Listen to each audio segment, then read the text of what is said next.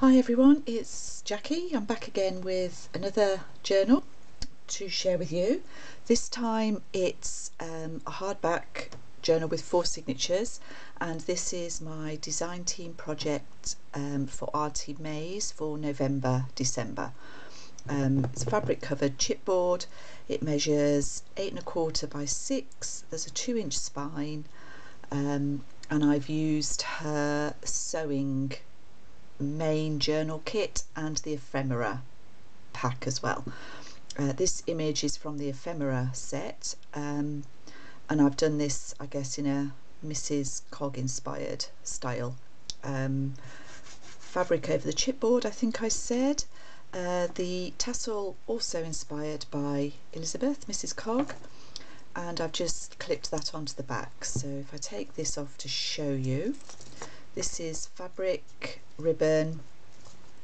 There are 4 bead strands in amongst the ribbons, and I've included a pink dangle and a paperclip dangle.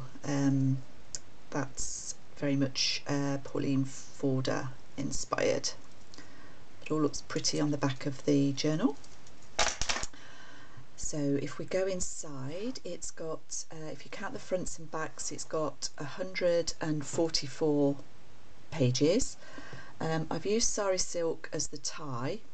It's actually a really delicate sari silk and is fraying quite a lot. If you don't know about sari silk, sort of one of its characteristics is that it will fray, and it may be that eventually you decide you need to change these, so obviously you can just wrap some ribbon round or put some clips across or something along those lines, but it'll last you a really good long time. Anyway, let's get inside. So these are the pages from the kit. I printed them on the front and the back, so double-sided. Lace edges here, which I've strengthened with a little tuck spot on either side. Got scrapbook papers, tea-dyed papers, pockets from the kit, and ephemera from the ephemera kit. I've used some ink sprayed papers that I've made, which tone in with the colours of the journal kit. This is vintage sewing book page, some doily prints. This the belly band and more ephemera, some vintage ledger paper. I've included some envelopes and charms. This is a little scissor charm. So there are 4 envelopes, and in each one there is a little bit of vintage ephemera, the odd postcard,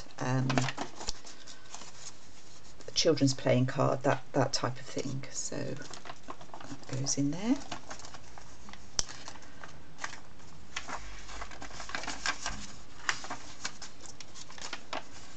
Few pockets.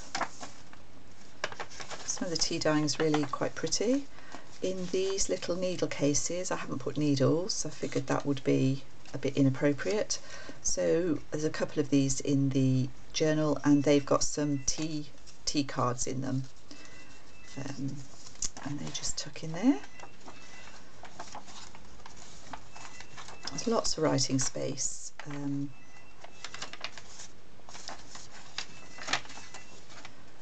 Corner pockets,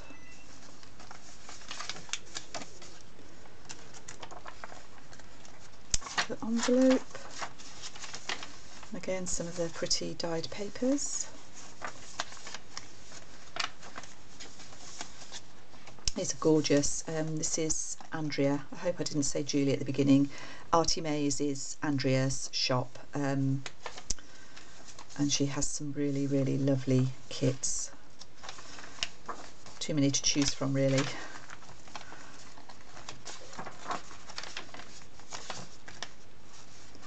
This belly band, presumably made to go lengthwise, was a bit short for my book, so I've just backed it with some card, but kept it for its original intentions. Some of these pages, this has got a little bit of shimmer on it. I've used Prima spray on there. few more tea cards in that needle case.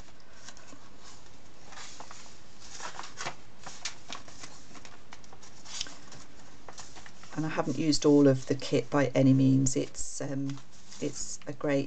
large kit, so again you would have lots of overs which you could make something else with. So I've tried to tone the colours, as you can see. That's my thing, or one of my things. Again, that paper's got a nice goldy sheen on it. Okay, it's sort of toning in. Oops, sliding around. There's the fourth envelope. And in the back of this journal I've got a vintage Christmas postcard, as we're coming up to Christmas. That's dated 1923. And I've also included one of my more precious items, which is a vintage Belgian lace sample. You can see the beautiful writing on there. And this is on some very fine gauze lawn. I don't know quite what that fabric is, silk gauze probably.